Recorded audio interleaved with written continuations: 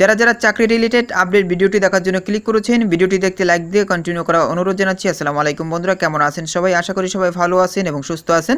আজকের ভিডিওটি মেক করার কারণ হলো, অনেকেই আমাকে কমেন্ট করে জানতে চেয়েছিলেন যে ভাইয়া রেস্ট প্রথা চালু আছে নাকি বন্ধ করে দেওয়া হয়েছে।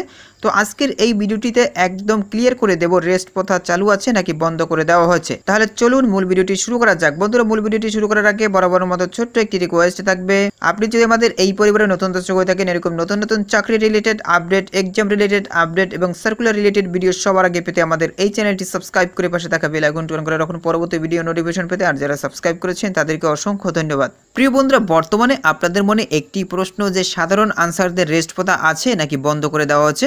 বন্ধুরা, আপনারা হয়তোবা অনেকেই জানেন, কিছুদিন আগে স্বরাষ্ট্র উপদেষ্টা বলেছিল আনসারদের রেস্ট প্রথা আর থাকছে না।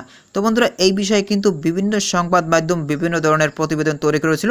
দেখতেই পাচ্ছেন, কালের কণ্ঠও কিন্তু একটি গুরুত্বপূর্ণ প্রতিবেদন তৈরি করেছিল। দেখতেই পাচ্ছেন আনসারদের রেস্ট প্রথা থাকছে না, স্বরাষ্ট্র উপদেষ্টা। তো নিচের দিকে আমি যদি আসি, সেক্ষেত্রে কিন্তু আমি বিস্তারিতভাবে জানতে পারবো। আমি আপনাদেরকে দেখাচ্ছি।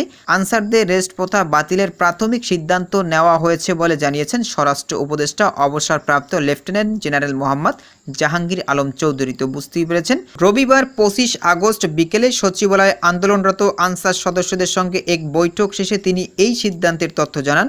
তো বুঝতেই পেরেছেন, যখন আনসাররা আন্দোলন করেছিল, আন্দোলনরত আনসারদের সাথে বৈঠক করেছিলেন, তখন কিন্তু তিনি এই সিদ্ধান্তের কথা জানান তাদেরকে যে তাদের আর রেস্ট প্রথা থাকবে না, তাদের রেস্ট প্রথা বাতিলের সিদ্ধান্ত তারা অলরেডি নিয়েছে।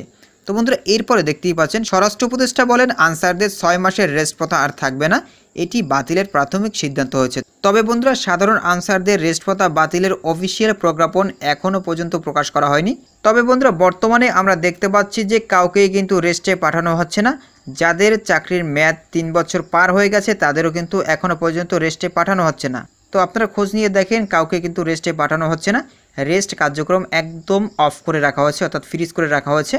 তো বন্ধুরা, এই বিষয় যদি আমরা বিবেচনা করি, সেক্ষেত্রে কিন্তু আমরা বুঝতে পারি যে অচিরেই রেস্ট প্রথা বাতিল হয়ে যাবে।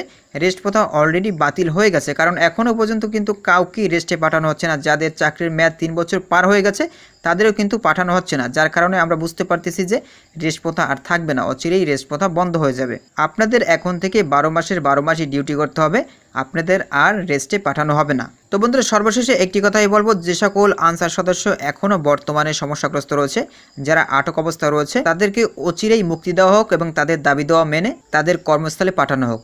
তো আনসার বিষয়ে যদি কোনো প্রশ্ন থেকে থাকে তাহলে অবশ্যই কমেন্ট করে জানাবেন। পরবর্তীতে নতুন কোনো ভিডিও নিয়ে আপনাদের মাঝে হাজির হব। সবাই ভালো থাকবেন, সুস্থ থাকবেন। আল্লাহ হাফেজ।